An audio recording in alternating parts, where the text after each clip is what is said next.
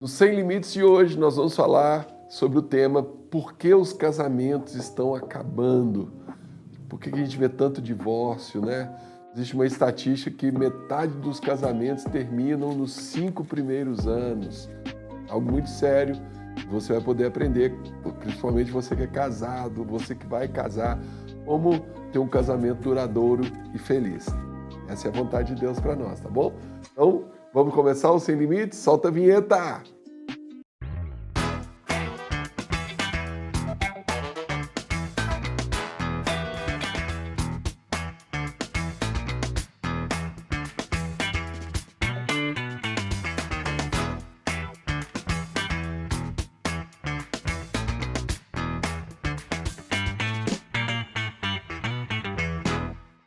É isso daí, está entrando no ar o programa Sem Limites pela Rede Gênesis de televisão, pela Sara Brasil FM de São Paulo e também pelo nosso canal no YouTube, o semlimites.tv.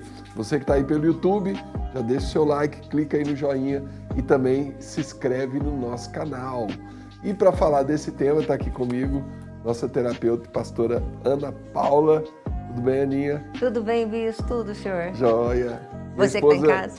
Minha esposa, Bis Camilo, não pode estar aqui hoje, já está cuidando da nossa filhinha, né, que fez uma cirurgia. Mas eu quero até começar o programa de hoje com um vídeo, chamou muita atenção, né, recentemente, que é um jogador de futebol, o Kaká, contando que o casamento dele acabou sem motivo, não tinha um motivo, não tinha algo, né, relevante. Isso, para mim, chamou a atenção e mostrou um pouco da fragilidade, né, dos casamentos de hoje em dia. Então, vamos soltar o vídeo e logo depois a gente já desenvolve aqui o tema. Em 2015 eu era casado e minha esposa no momento decidiu que não queria mais estar casada. Ela falou, não quero mais estar casada, não estou feliz e atribuo uma das minhas infelicidades ao casamento. Ela falou, não quero voltar para o Brasil, quero morar lá e não quero mais estar casado. E aí eu fiz de tudo. Quando eu falo fiz de tudo, eu não sei quem sabe daquele livro, tem um livro de 40 dias, acho que é Prova de Fogo, que chama que cada dia você faz uma coisa.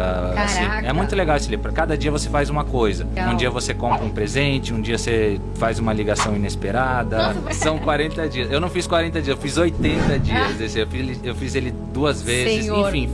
Fiz tudo o que eu podia realmente para que não acontecesse. Eu vou lutar o quanto eu tiver forças para lutar. Agora chegou um momento que ela falou assim, eu não quero mais. Simplesmente eu não quero.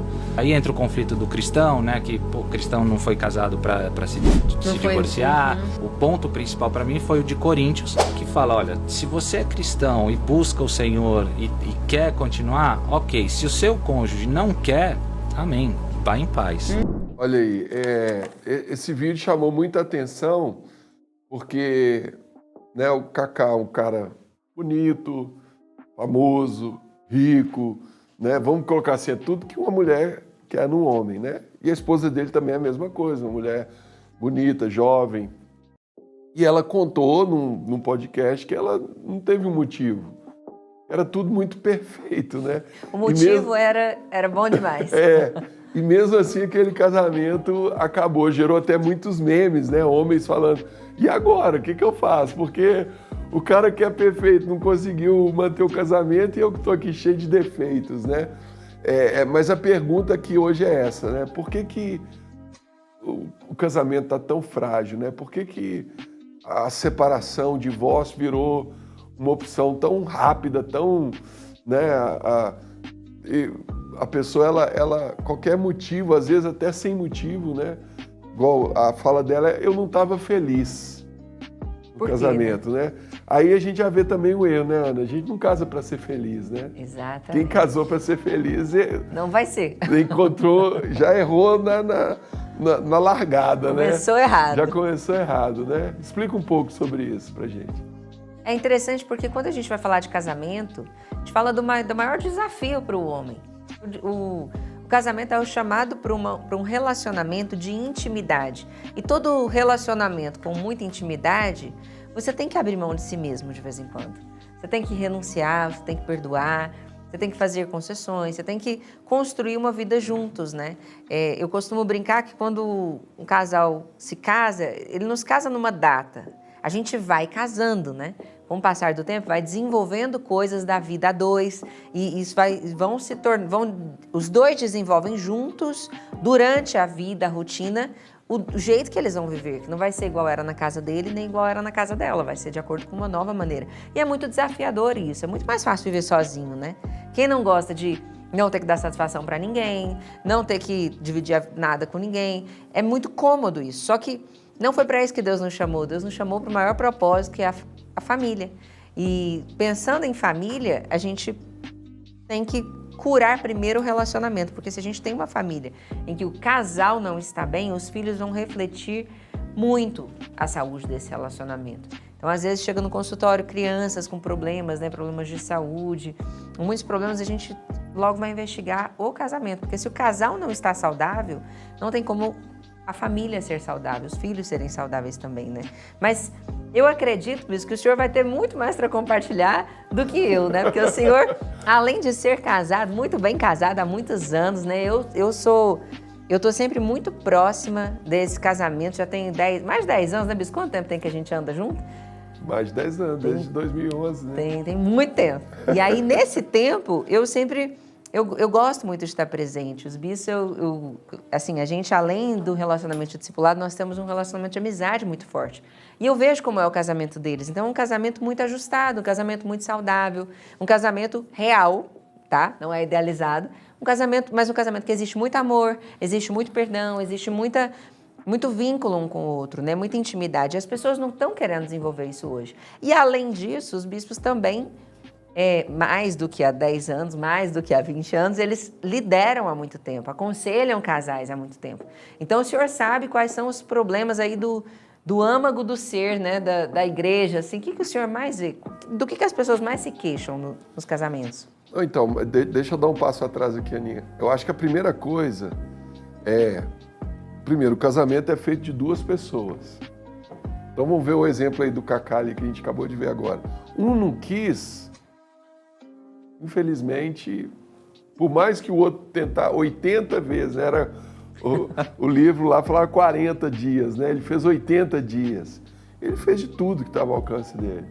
Então, o primeiro ponto é esse, tem que partir do princípio que os dois estão dispostos a lutar pelo casamento, né? Às vezes tem momentos que um luta mais, o outro luta menos, pode acontecer, mas os dois têm que querer construir aquele casamento sólido. E isso entra muito no entendimento do propósito do casamento, né? Eu não casei para ser feliz, eu não casei para ter sexo, eu não casei porque eu preciso ter uma família. Não, eu casei por um propósito. E nós dois juntos vamos construir juntos esse propósito. Então, essa é a primeira coisa.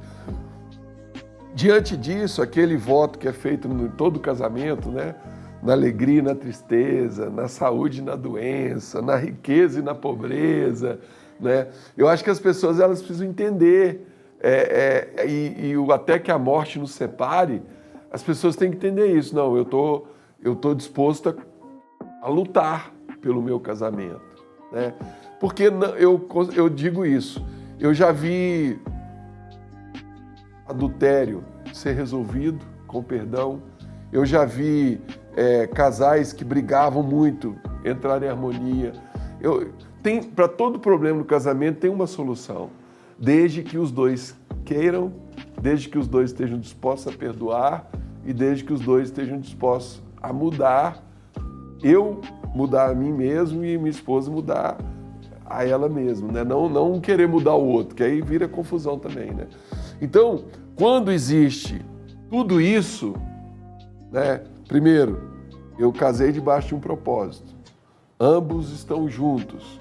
Não tem a palavra divórcio, não tem a possibilidade da separação. É até que a morte nos separe. Nós vamos, quando aparecer um problema, quando aparecer uma dificuldade, nós vamos lutar e vamos resolver juntos. E esse casamento tende a ser um casamento duradouro e feliz, né? Porque a Bíblia diz que aquilo que Deus uniu não separe o homem, né? Deus não criou o divórcio. O divórcio é coisa do homem, é a dureza do coração do homem, como Jesus disse, né? Agora, eu entendo também, Deus não quer que uma pessoa fique casada infeliz a vida toda.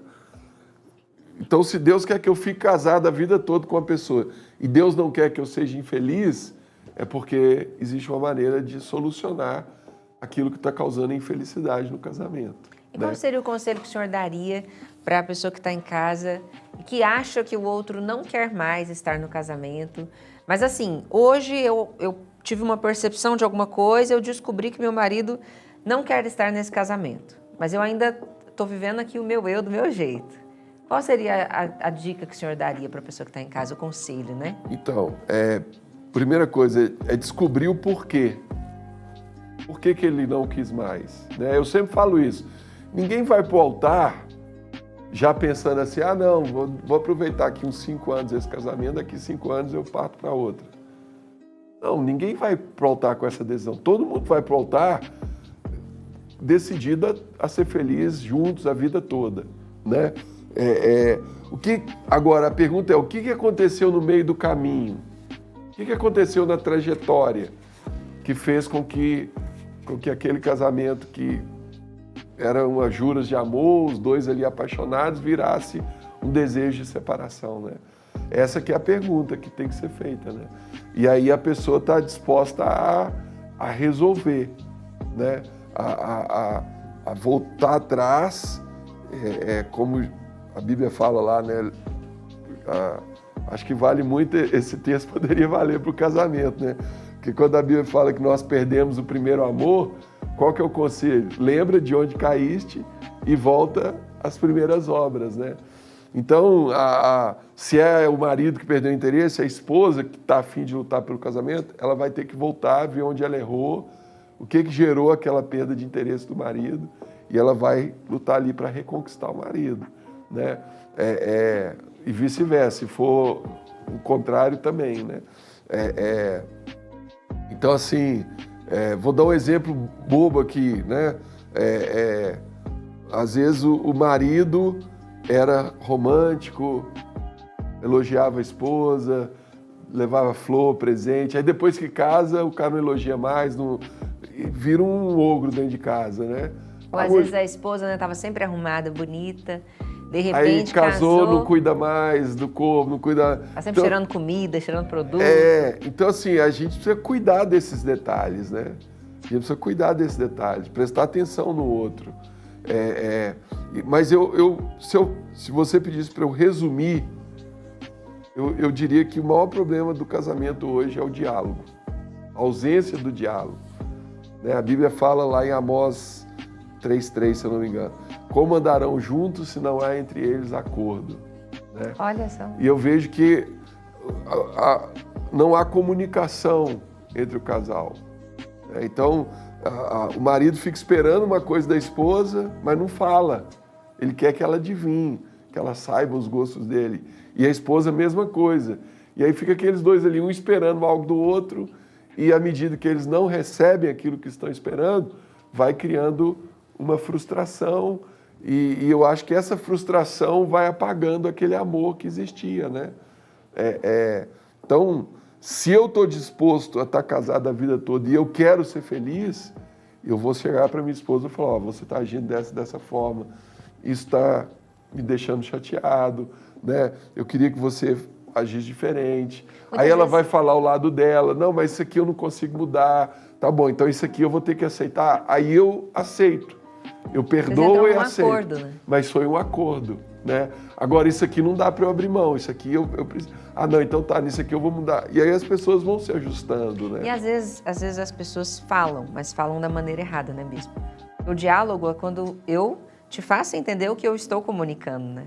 As pessoas, normalmente, elas deixam para falar na hora da raiva, na hora da briga, na hora da DR, ao invés de você dizer, meu amor, eu queria muito que você me desse flores no dia tal, você diz, você nunca faz nada por mim, você nunca não se importa comigo, não me ama. Vamos chamar mais um vídeo da internet que fala sobre isso, né? Sobre você entender dentro do casamento, dentro do relacionamento ali, que vai ter os momentos difíceis, né? Vai ter as situações e que você precisa aprender a lidar com isso, né? Pode soltar, por favor. A verdade é que, quanto mais profundamente você conhece alguém, mais claramente você enxergará os defeitos dessa pessoa. É assim que as coisas funcionam. Esse é o motivo pelo qual casamentos acabam, crianças são abandonadas e amizades não perduram. Você pode acreditar que ama alguém, até testemunhar como essa pessoa se comporta sem dinheiro, sob pressão ou com fome. O amor, na verdade, é algo distinto. Amar é optar por servir e estar com alguém apesar de seus defeitos e falhas. O amor é paciente e bondoso. O amor é uma decisão consciente. Amar é desafiador. O amor envolve dor e sacrifício. É reconhecer a escuridão em outra pessoa e resistir à vontade de desistir. Você pode revelar qualquer coisa e eu não te abandonarei. Exponha os piores atos que você cometeu. Observe-me enfrentá-los sem hesitar.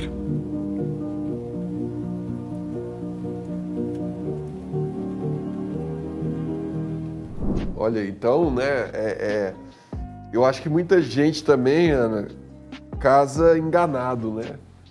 Aquela questão do conto de fadas, né, do príncipe encantado. A pessoa, ela casa e ela acha que o casamento vai ser só alegria, né? E a gente até costuma brincar, né? A lua de mel, ela dura ali, tem uns que duram 3 meses, outros duram 7, mas é um período muito curto, né? Aí começam a vir os... Quem você verdadeiramente é. Exatamente. Por isso que é importante no namoro, durante o período do namoro, os namoros não precisam ser longos, mas eles precisam ser intensos, né? Tem gente que namora pouquíssimo tempo antes de casar, mas vive um namoro intenso, onde você já tem muita entrega, onde você fala quando você está bravo, fala quando você está triste, as pessoas se encontram enquanto estão pressionadas, né, diante das situações. Agora, namoro, às vezes, dura 5 anos o namoro, mas era assim, ficava bravo, ia cada um para sua casa. Quando casar, o que vai virar, né, Bispo?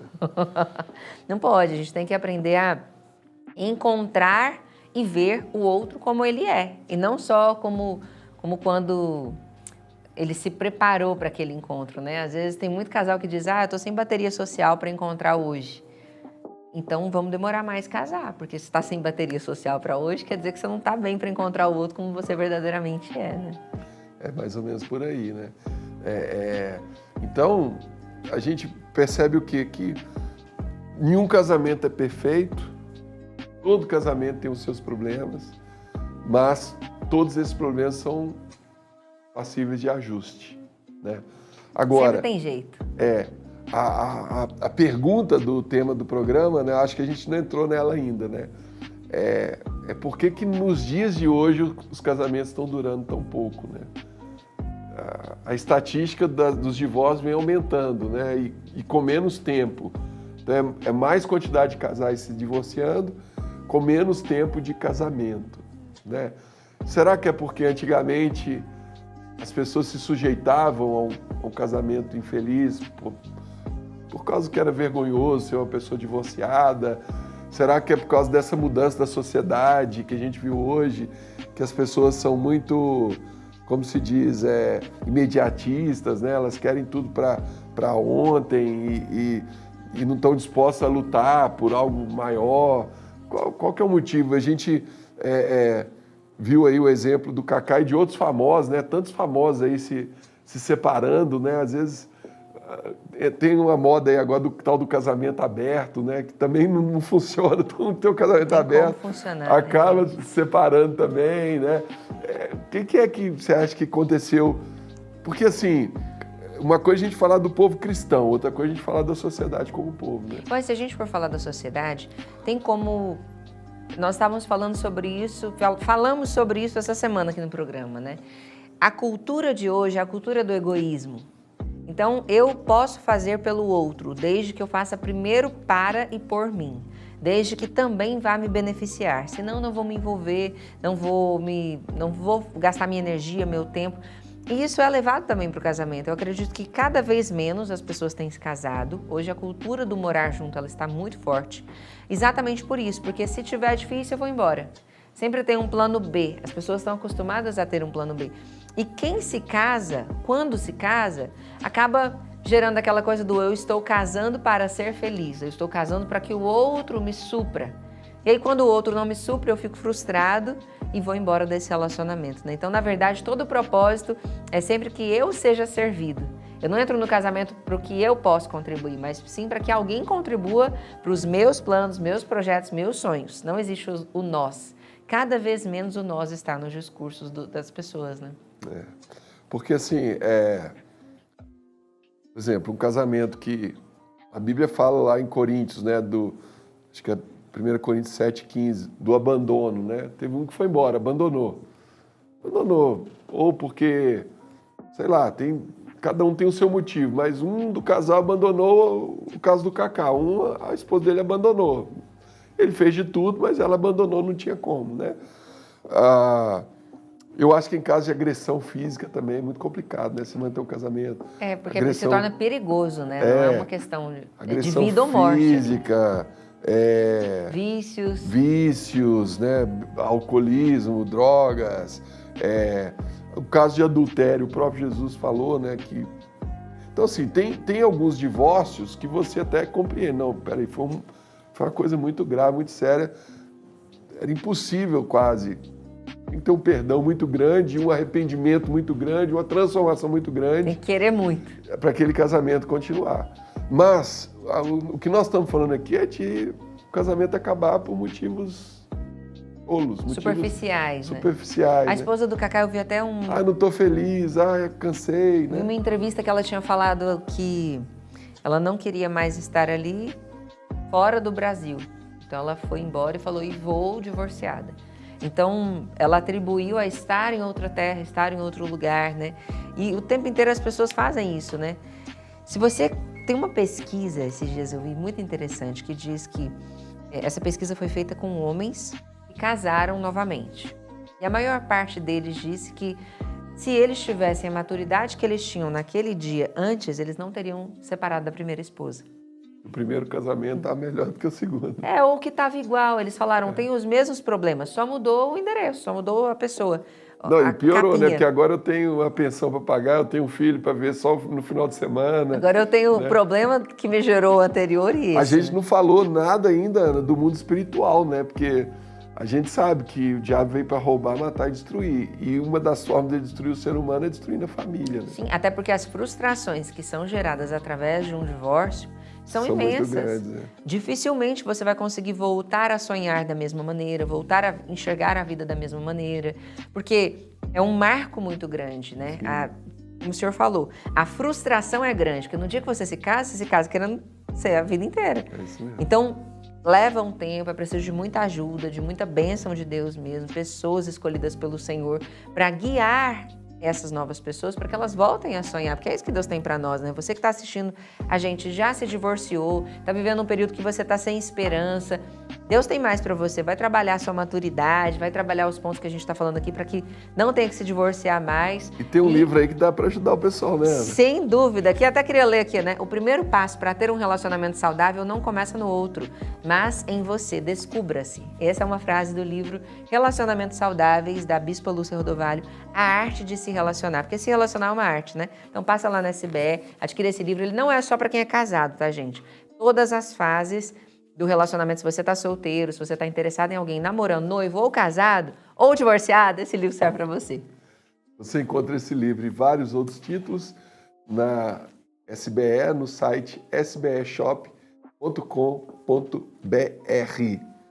Vamos chamar mais um vídeo da internet. O que destrói um casamento, irmãos, não são os grandes problemas, são os pequenos problemas acumulados. A rotina, a mesmice, é ir de casa para o trabalho, do trabalho para casa, todo dia, toda semana, todo mês, todo ano. O casal nunca tem um tempo para ele mesmo. O casal nunca investe nele mesmo. Nunca saiu para ir num bom restaurante. E se não tem dinheiro para ir num bom restaurante, vai comer cachorro quente na esquina, vale do mesmo jeito. E se não tem nem dinheiro para sair para comer um cachorro quente, faz uma boa pratada de pipoca e senta lá no sofá. Não é o que você tem. A Bíblia diz que um prato de hortaliça onde tem amor é muito melhor que um banquete onde tem ódio. E você surpreender seu cônjuge, por exemplo, marido levando um buquê de flores para a esposa, sem ser aniversário dela, sem ser aniversário de casamento. Ou de você passar numa loja e dizer, lembrei de você, e não é o valor do que se dá, é o sentimento que se põe. O que é muito comum você escutar, e o pastor Arival é testemunha disso, e tem pastores aqui no nosso auditório e sabem disso, é que às vezes as pessoas só acordam depois que estão perdendo. Essa frase aí foi muito forte, né? As pessoas só acordam depois que estão perdendo. Né? Muito forte.